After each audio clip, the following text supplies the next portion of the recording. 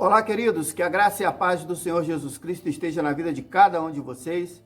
Eu sou o pastor Renato Neves, eu tendo a honra de lecionar nesse semestre acerca da história e cultura helenística, mas eu gostaria de deixar aqui alguma coisa registrada com relação à introdução ao Novo Testamento, da maneira como eu aprendi. Eu fui lá, revi os livros, revi as apostilas, os trabalhos que eu fiz, as provas que eu fiz, e eu fiz assim como que um resumo e vou tentar passar aqui em poucos minutos, só para você ter uma noção, para dar assim um apanhado, um panorama um tanto quanto mais amplo acerca desta matéria tão importante que é falando sobre o Novo Testamento. Eu entendo que são três pilares que todo curso de teologia tem a obrigação de ter, né? É a introdução ao Novo Testamento, a teologia do Novo Testamento e a exegese do Novo Testamento. São três pontos importantes e dentro desses pontos existem várias outras vertentes, outras matérias que precisam ser estudadas e precisam estar na ponta da língua e dentro do coração, porque a boca só fala que o coração está cheio, né? A nossa aula, ela introduzirá a parte histórica que antecede e inicia o Novo Testamento. Essa é a razão de eu estar conversando com os irmãos neste momento e que Deus abençoe a todos aqueles que ao alcance dessa transmissão estão. É interessante a gente observar que alguns personagens, como os fariseus e os saduceus e outros, né, não são vistos no Velho Testamento, mas sempre aparecem, sempre são descritos no Novo Testamento, sendo grupos que ali existiam antes mesmo do nascimento do Senhor Jesus Cristo. Eu começo ressaltando que esse é o ponto mais importante do Novo Testamento, o nascimento de Cristo.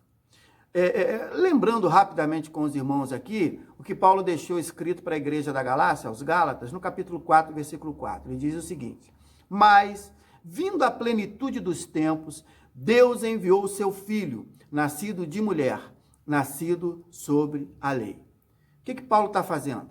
Paulo está comunicando algo muito importante sobre a cronologia dos fatos, pré-determinados, é claro, pelo próprio Deus, Senhor absoluto de todas as coisas. Nesse versículo, Paulo está ressaltando, está destacando sobre a plenitude dos tempos, que é completo e resulta no nascimento do Senhor Jesus Cristo, o nosso Salvador. E eu gostaria que você guardasse isso no coração, porque esse é um marco na história. Logo, e por isso que é importante introduzir o Novo Testamento dessa maneira, os anos que antecedem ao nascimento do Senhor Jesus, a gente coloca até a sigla AC, de forma decrescente, e depois os anos que sucedem seu nascimento, a gente acrescenta DC, ou seja, depois de Cristo. Isso é importante a gente ter na nossa mente, no nosso coração e nas leituras que fazemos. Isso pontua. A vinda de Cristo, meu irmão, minha irmã, entenda isso com carinho, ela não se iniciou com os céus se abrindo e o seu trono descendo. Não. O seu nascimento virginal, anunciado pelo próprio Deus, quando a gente vê lá em Gênesis, capítulo 3, versículo 15, quando ele anuncia, o próprio Deus fala: e porém inimizade entre ti e a mulher. É uma sentença que ele estava dando para a semente. E entre a tua semente e a sua semente. Esta te ferirá a cabeça e tu lhe ferirás o calcanhar. O que Deus está fazendo? Deus está anunciando que a vinda do Senhor Jesus Cristo estaria iniciando o período dos últimos dias.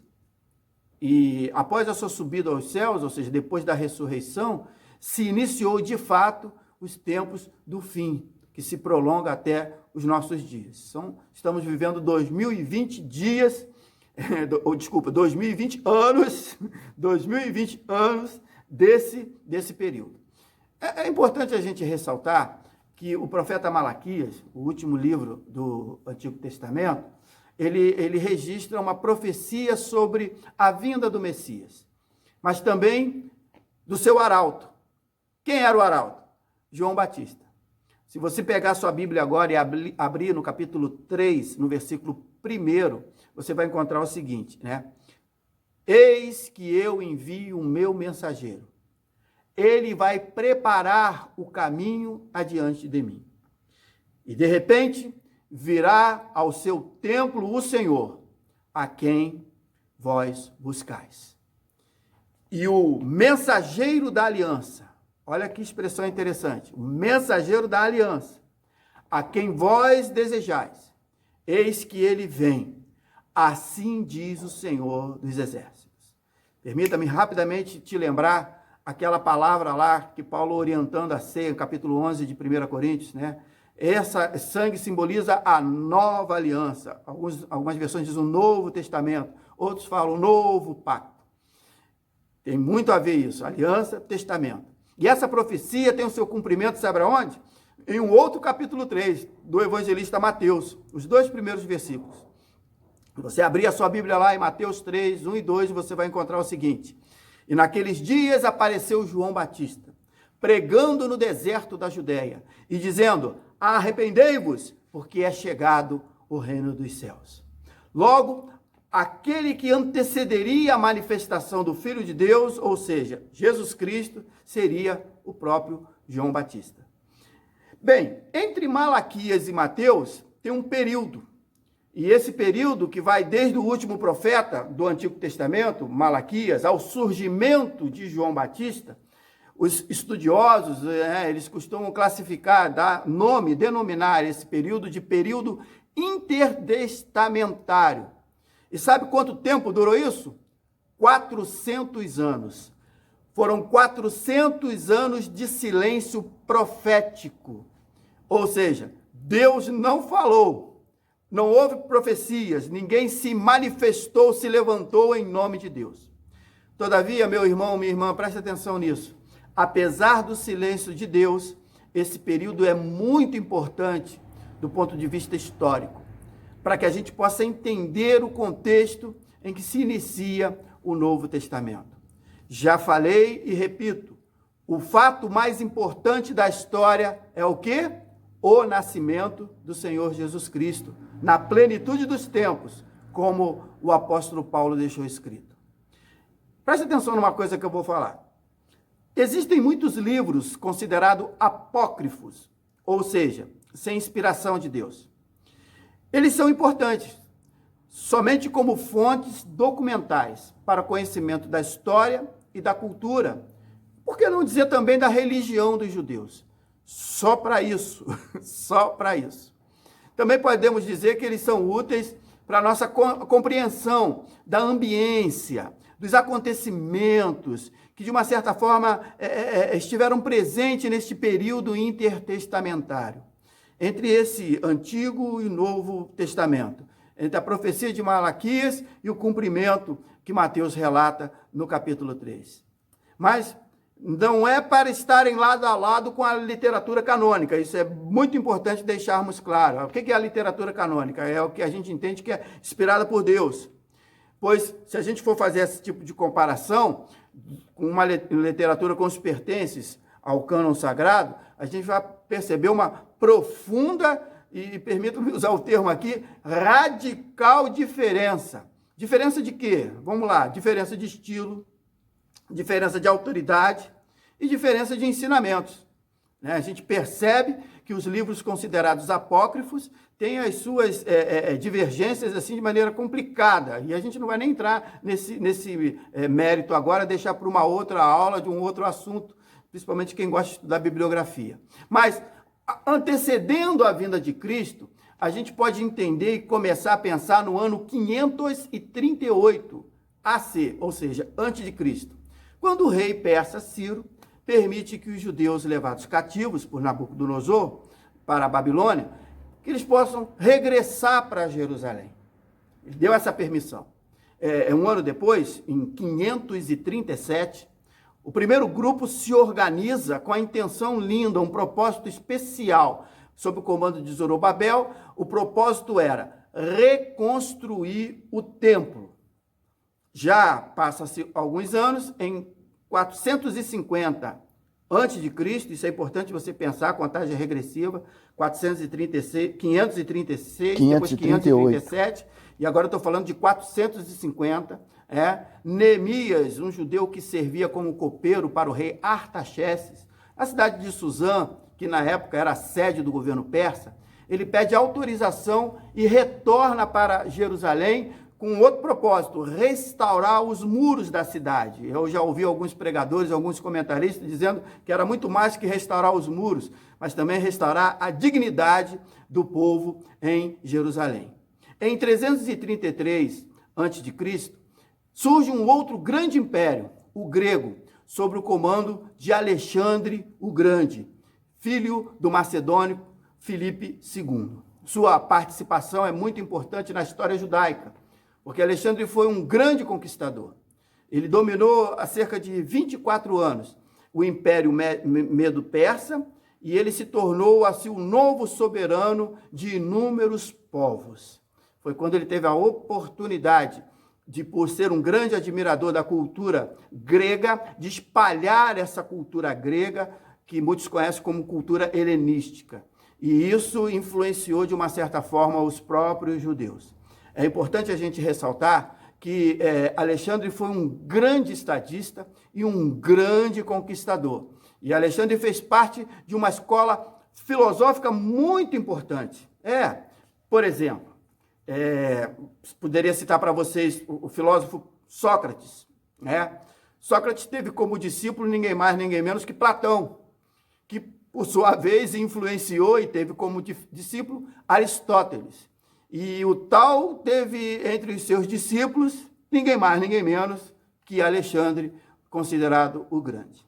Então é importante a gente entender a história de Alexandre o Grande, porque aí a gente vai começar a entender também a sua estratégia para dominar as nações.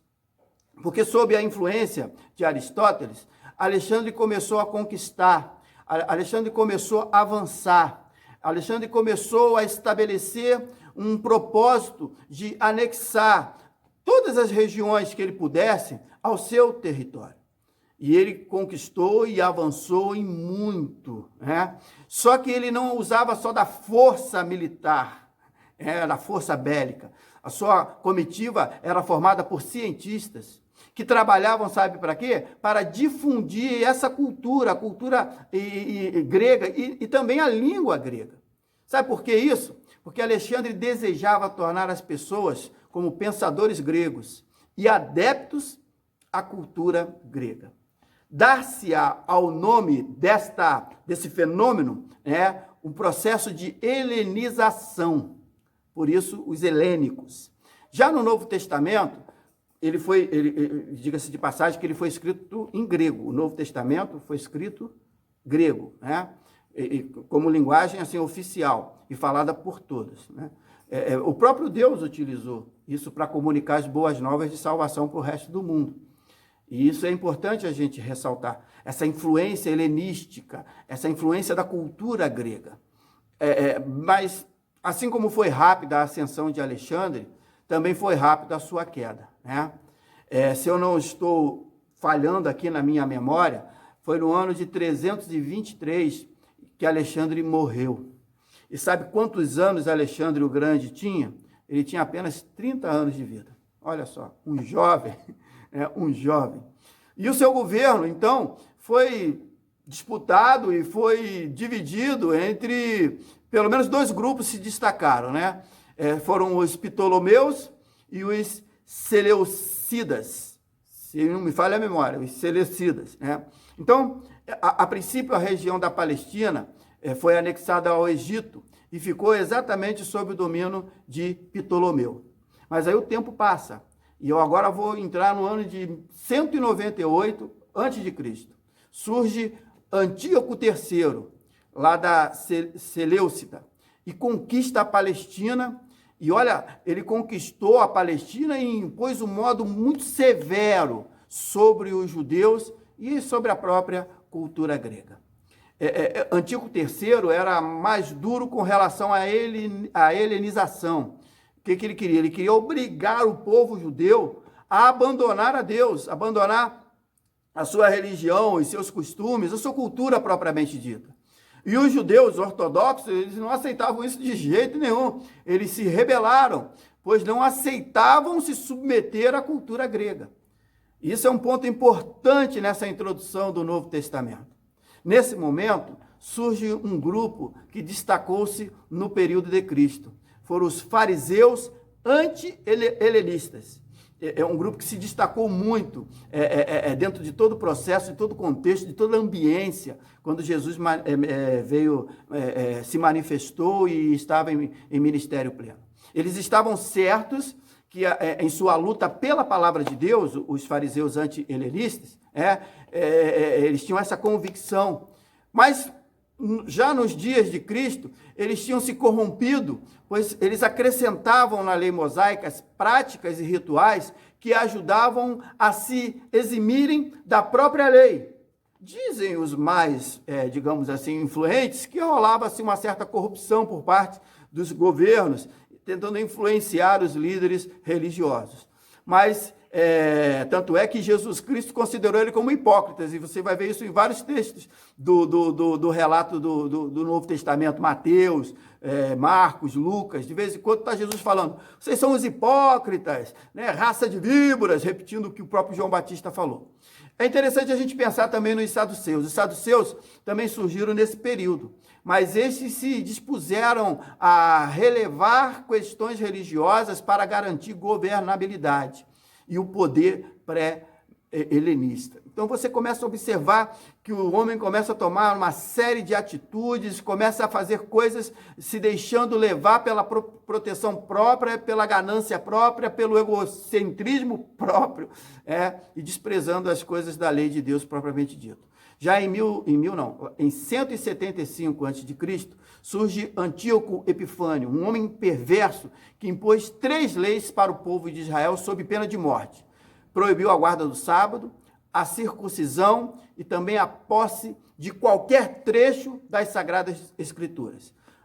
Alguns comentaristas costumam qualificar Antíoco Epifânio como o verdadeiro tipo de anticristo, E o pior de tudo que ele se considera, ele se achava o Deus revelado. O camarada só fez bobagem e tentou de maneira muito perversa escravidar o povo judeu.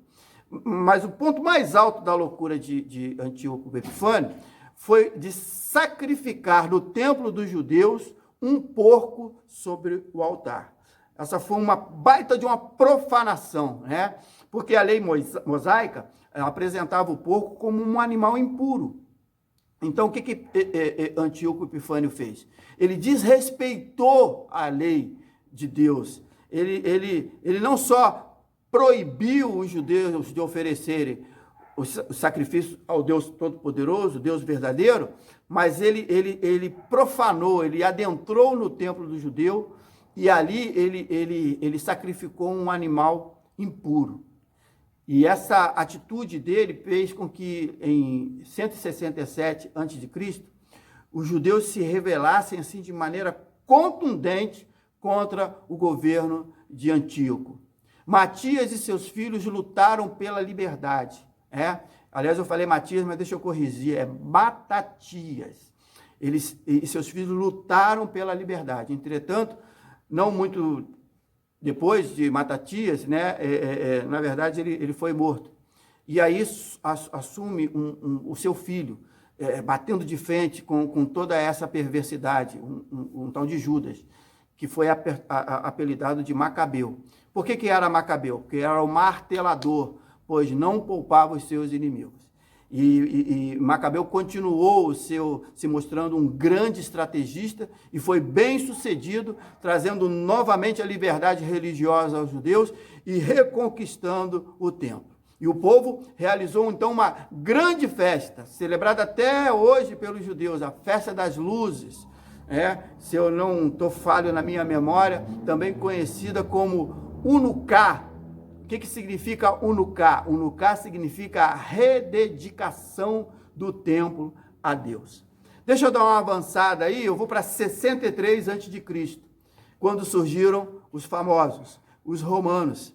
Eles surgiram como um novo império a dominar o mundo e também dominar a Palestina. É interessante que de 63 a.C. até 31, eles começaram a conquistar, eles começaram a derrubar exércitos, eles começaram a avançar. Em 31, o Edimeu Herodes, o Grande, é colocado por Roma para governar justamente a região da Palestina. E a primeira providência que ele tomou foi promover uma grande reforma do templo. Mas ele foi muito cruel ao ponto de matar membros da sua própria família, né? Seguiu-se, então, a dinastia necessariamente nessa ordem, só para a gente pensar, e depois vocês consultem os livros que trazem esse assunto. Mas Herodes, o tetrarca, né? Depois vem Herodes Filipe, e aí começam a vir Herodes Calígula e Herodes outros que vieram surgindo com o decorrer da história. E é nesse cenário, exatamente nesse cenário, de início, de start do Império Romano, que o Novo Testamento se inicia. Então, os judeus, eles viviam subjugados, né? Os judeus estavam debaixo do poderio romano. E o rei da região era Herodes, e qual não possuía preço nenhum pelos judeus. Então, os grupos religiosos que se destacavam nesta época eram os fariseus e os saduceus. Os essênios, que vinham de uma certa reclusão, os zelotes, os herodianos, mas os saduceus e os fariseus eram os que tinham mais predominância, né? E aí, lembra daquela profecia se cumprindo de Malaquias, em Mateus capítulo 3? Surge o arauto, João Batista. E é interessante que ele se levanta e as profecias, então, começam a se cumprir. Que profecia era? A profecia do Salvador do mundo. Então, começa a sua trajetória, e que seria repercutida através dos séculos. Esse é o início de tudo, né? A introduçãozinha que eu gostaria de deixar com vocês, que vocês pensem nisso, que vocês consultem, né, para ver se o pastor Renato não está falando coisa que não é, mas que isso possa edificar a sua vida nessa nossa caminhada aqui, estudando o Novo Testamento. Que Deus te abençoe. Fica na guarda aí que depois eu vou mandar mais matéria, só para acrescentar, só para ajudar e para, claro, manifestar a glória do Senhor, que é mais importante. Deus te abençoe. Até a próxima.